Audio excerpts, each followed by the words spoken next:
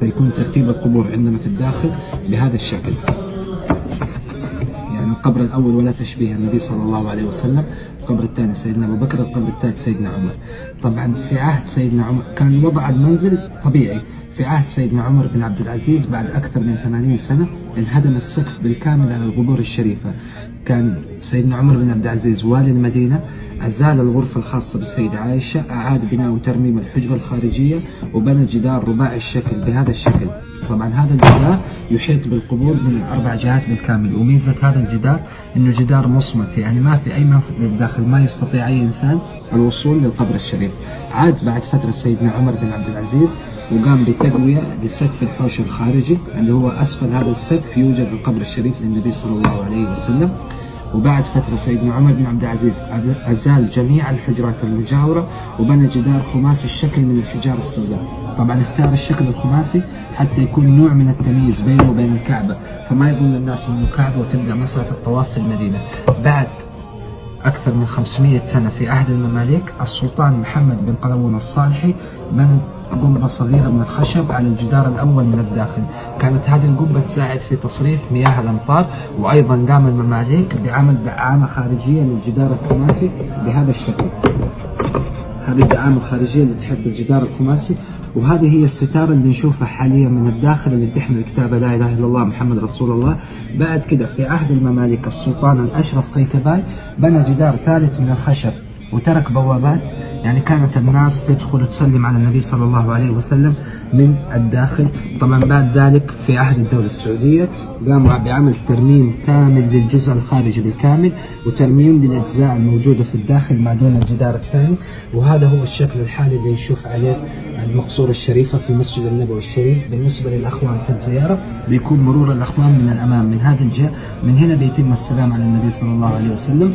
طبعا اللي بيستطيع انه يشوف من الداخل بيشوف الستارة الداخلية. كثير من الناس ممكن يظن انه هذا قبر النبي صلى الله عليه وسلم، لكن لا بالعين ولا بالجسد نستطيع ان نصل للقبر الشريف للنبي صلى الله عليه وسلم. بعد ذلك تم بناء القبة الخضراء على سقف المجسم بالكامل، فالقبة الخضراء تغطي ما يوجد تحتها بالكامل من قبة صغيرة موجودة لا زالت من الأسفل. صلى الله عليه وسلم. Ini السرير هذا كان معظم وقت النبي عليه.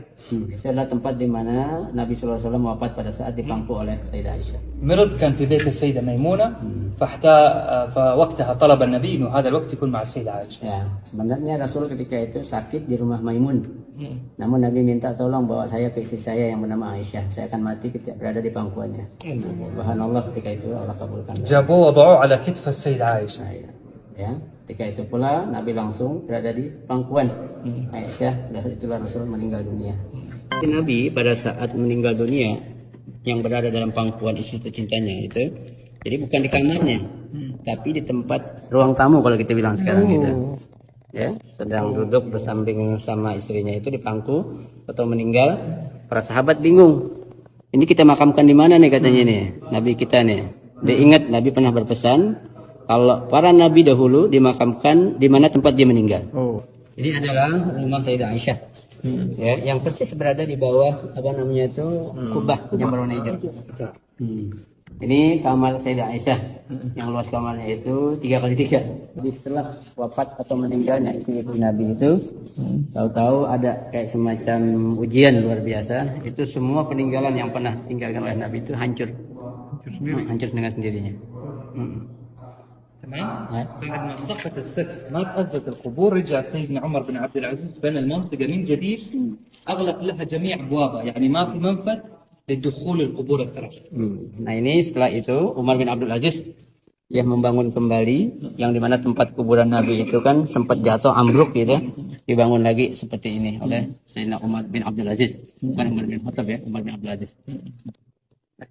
بعدها سيدنا عمر بن عبد العزيز بنى الجدار هذا بالشكل الخماسي، ما بنى مربع، خاف يبنيه مربع يجوا الناس يتشبهوا بالكعبة. لماذا يبنى بخماسي ليس برباعي؟ حتى لا يشبه بالكعبة. Umar bin Abdul Aziz membuat bangunan seperti segi lima. Kenapa dibuat seperti segi lima? Agar orang nggak menyangka kalau ini adalah sama seperti Ka'bah. Kalau dibuat segi empat, orang bilang ini Ka'bah kedua lagi gitu. Maka dibuat segi lima. هذا جدار موازي rumahnya Nabi منفذ للدخول. كل الصور اللي في الفيس في تويتر انه في ناس تدخل للداخل يصوروا قبر النبي، هالصور غير صحيحه. صحيح. انه هذا الجدار ماله منفذ للدخول. Ya, jadi adalah tempat teman Nabi. Kubur Nabi nih. Kayak ada foto-foto orang bisa foto itu nggak benar semua katanya. Jadi pada masa kerajaan mulai dari raja pertama di Arab Saudi, mulailah tempat makam Nabi dan kuburan istri Nabi itu dibungkus dengan kain warna hijau.